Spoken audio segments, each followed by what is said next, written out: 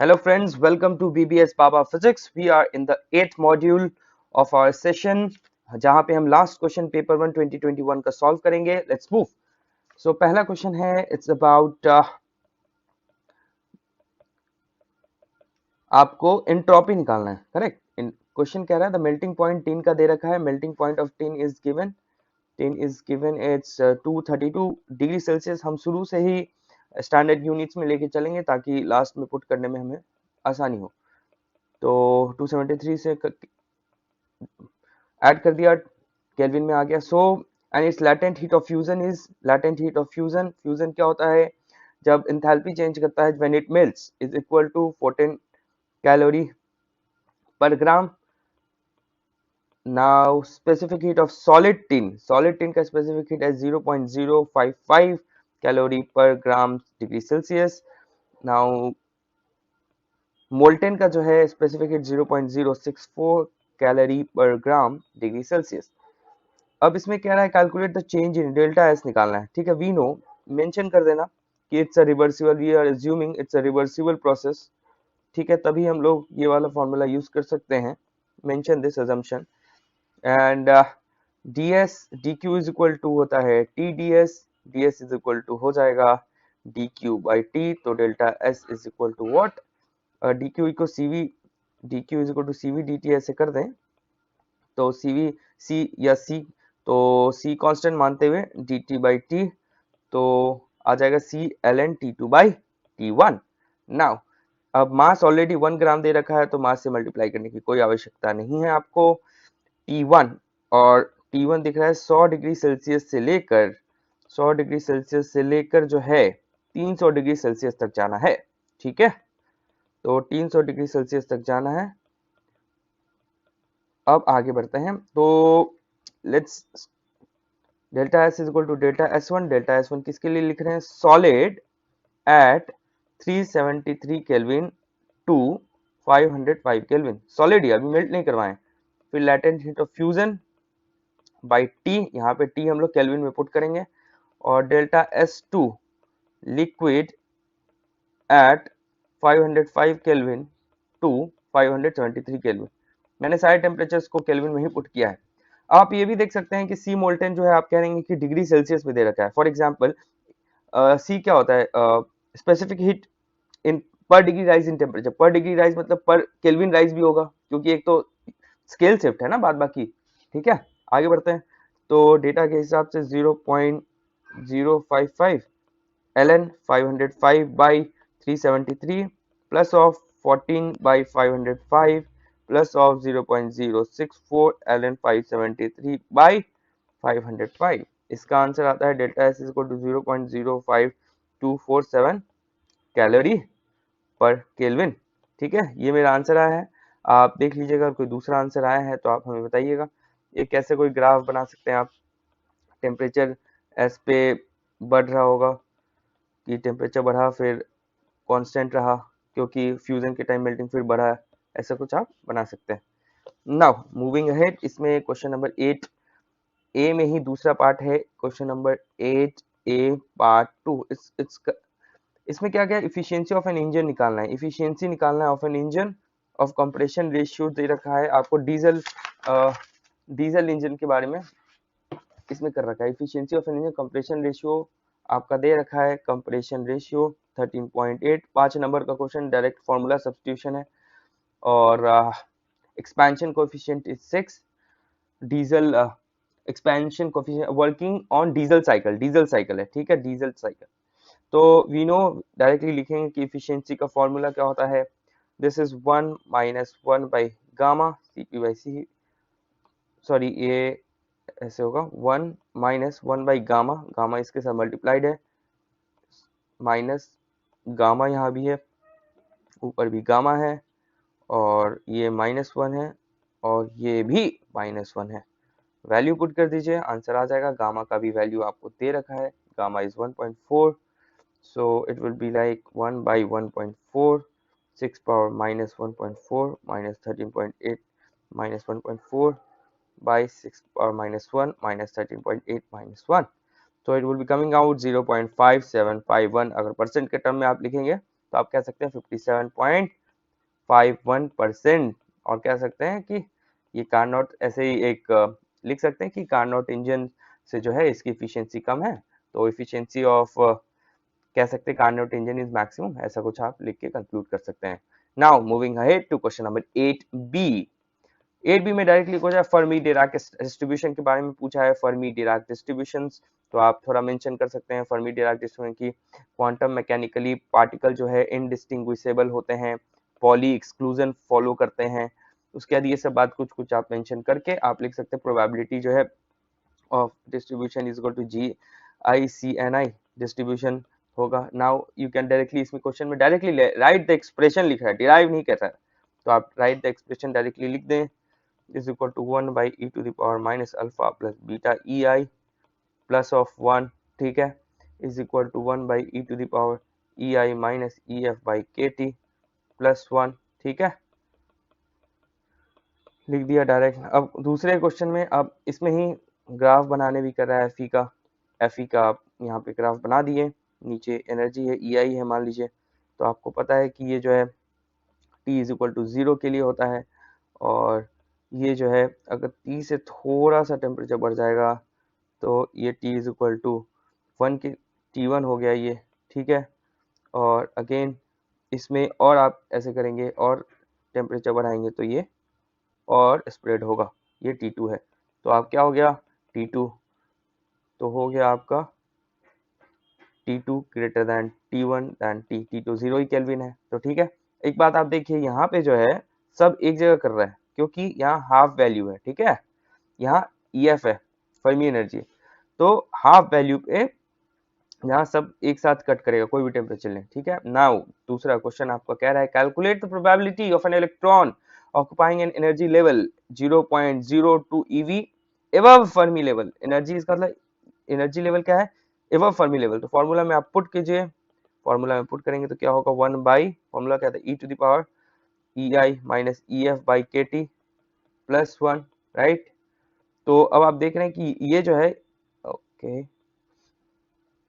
ये जो है 0.02 eV ज्यादा है, तो ei minus EF is equal to क्या हो गया 0.02 eV, राइट।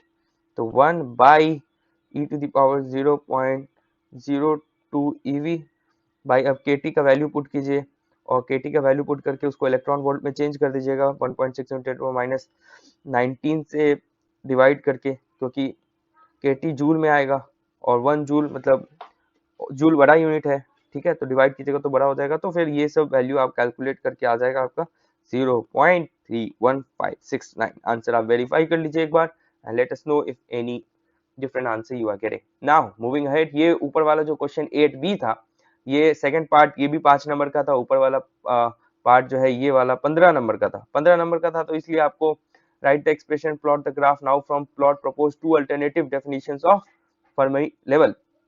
इसमें 2 अल्टरनेटिव डेफिनेशंस मांग रहा है, तो फर्मी लेवल के बारे में, ठीक है। तो फर्मी लेवल का जो आप डेफिनेशन है वो बता दीजिएगा कि उसके ऊपर जो है ऑक्यूपेशन जो है T इज इक्वल टू 0 पे, आप ग्राफ देख के बताइए, T इज इक्वल टू 0 पे 1 है ना, इसके नीचे है और आगे जो है 0 है, उसके T1 के लिए आप बताइए, T2 के लिए बताइए, इसी तरह आप डेफिनेशन बता दीजिएगा, ठीक है। अब क्वेश्चन नंबर 8C पे आते हैं।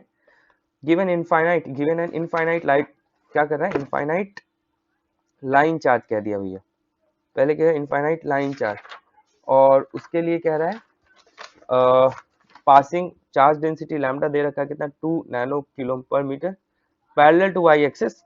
सिंपल सी बात है, एक लाइन चार्ज देखा है, एक शीट दे रखा है और सिग्मा इसका दे रखा है आपको 4 नैनो कूलम पर मीटर स्क्वायर, और उसके बाद कह रहा है किसी किसी पॉइंट से पास कर रहे हैं, आप कैलकुलेट करना है इलेक्ट्रिक फील्ड निकालना है एक पॉइंट पे। तो पहले देख लेते हैं कि लाइन चार्ज की वजह से इलेक्ट्रिक फील्ड, ये इनफाइनाइट है तो इसका गॉस सरफेस बनाएंगे, यहाँ पे इलेक्ट्रिक फील्ड जो है सेम ही होगा, क्योंकि हर पॉइंट डिस्टेंस मैटर करता है, ये x डिस्टेंस है तो यहाँ पे भी सेम होगा, यहाँ पे भी सेम होगा, यहाँ पे भी सेम होगा, क्योंकि ये डिस्टेंस इंपॉर्टेंट है, क्योंकि इनफाइनाइट है तो दोनों कंपोनेंट्स काट देते हैं, तो इलेक्ट्रिक फील्ड तो ई डॉट डी एस करेंगे, E dot D S is equal to क्या होगा, sorry E dot D S, हाँ सही है, Q enclose by epsilon naught, तो क्यू इनक्लोज क्या है, ई इंटू ये जो है 2 पाई आर, मान लीजिए डिस्टेंस ले रहे हैं 2 pi R into L distance ले रहे हैं, और क्यू इनक्लोज मान लीजिए lambda into L by epsilon naught, ठीक है, एल से एल गया,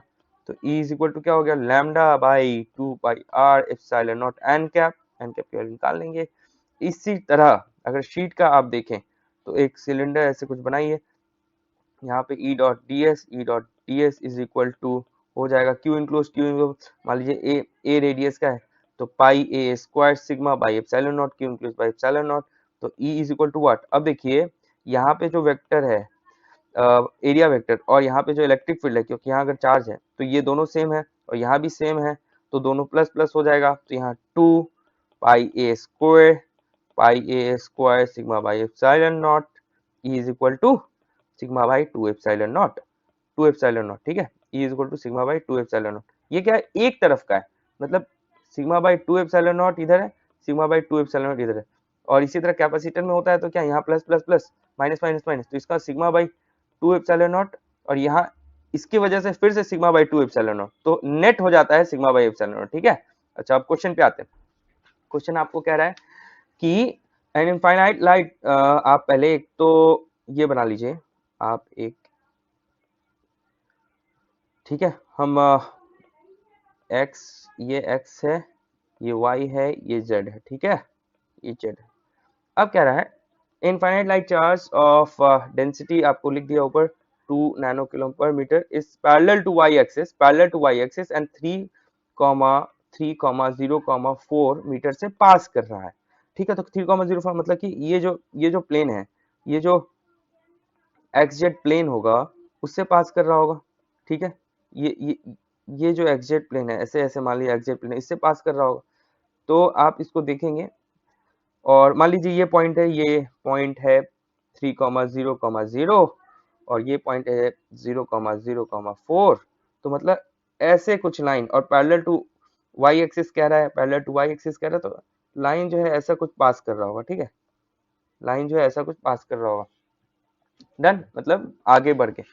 नाउ अब कह रहा है इस लाइन के अब सुपरपोजिशन करना है, अब बेसिकली कह रहा है देयर इज अनदर शीट, ये जो इनफाइनाइट शीट है उसकी वजह से भी इलेक्ट्रिक फील्ड निकाल, तो एक एक करके निकाल लेते हैं, electric field vector quantity add कर लेंगे।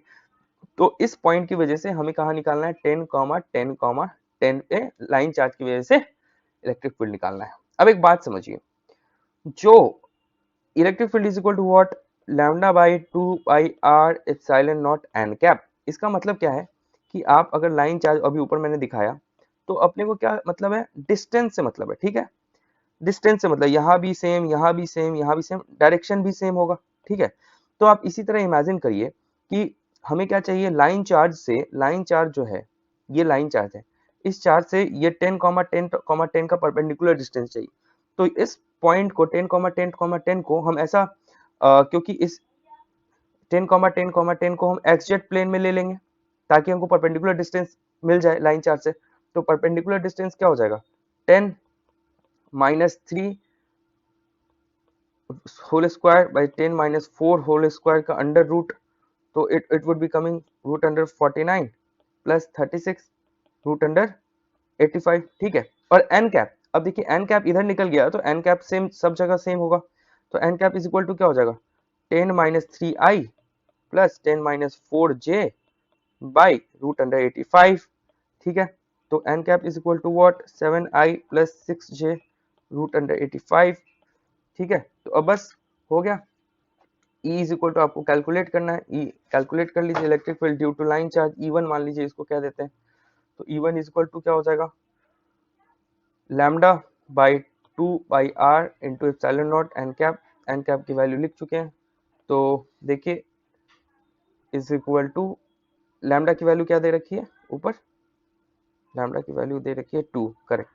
तो 2 into 10⁻⁹ by 2 pi epsilon not की वैल्यू क्या हो जाएगी, 10⁻⁹ बाई 36 पाई, ठीक है। आर की वैल्यू क्या हो जाएगी, रूट अंडर 85, एन कैप की वैल्यू क्या हो जाएगी, 7i plus 6j by root under 85, ठीक है। 1 पाई 4 पाई एप्सिलॉन नॉट होता है ना, 9 इंटू 10⁻⁹, तो एप्सिलॉन नॉट हो जाएगा 1 बाई 4 पाई इंटू 9 इंटू 10⁻⁹, ठीक है, वही लिखा हुआ है। तो E की वैल्यू आपकी आ गई, E1 की वैल्यू लाइन चार्ज की वजह से 36/85 7i प्लस 6j। नाउ हमें क्वेश्चन में कह रहा है कि अब शीट की वजह से इनफाइनाइट जो सीट है उसकी वजह से निकालना है।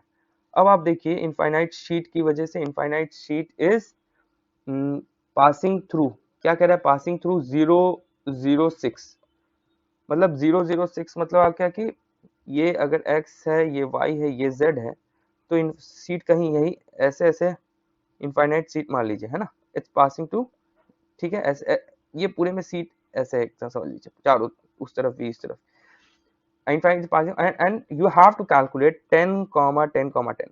हमको इस दोनों से तो मतलब ही नहीं है, सीट के लिए क्या होता था, इनफाइनाइट किसी भी पॉइंट को इसी प्लेन में हमको क्या मतलब है, हमको इस डिस्टेंस से मतलब होता था, ठीक है।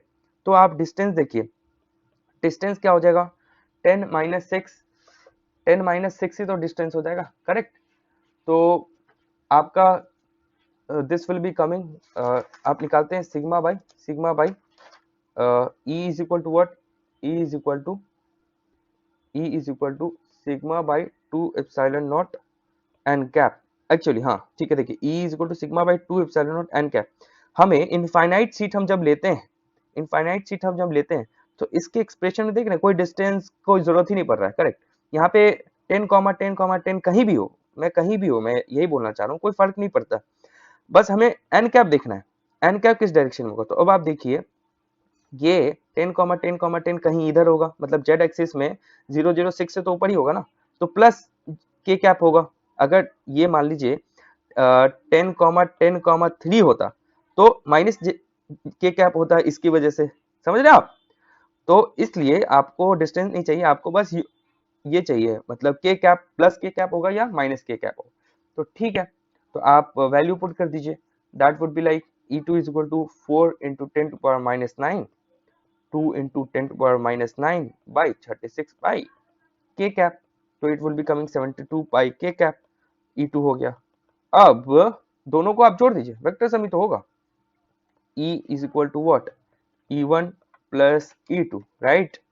So E1 36 by 85 7i plus 6j plus of 72 by k cap, तो वैल्यू आ जाएगा 2.9647i cap, 2.54i 11j cap plus 21.9194 k cap। तो ये क्वेश्चन मुझे थोड़ा टाइम लगा था सोचने में कि कैसे मैं सोचूं। अगर आपको इस क्वेश्चन का कोई दूसरा सॉल्यूशन लगता है, क्योंकि I would be really interested to know, क्योंकि मुझे भी सीखना है, तो आप हमें बता सकते हैं कि इस क्वेश्चन को कैसे सॉल्व किया जा सकता है, या दूसरा तरीका कोई बढ़िया तरीका, तो please share. Thank you very much, thank you for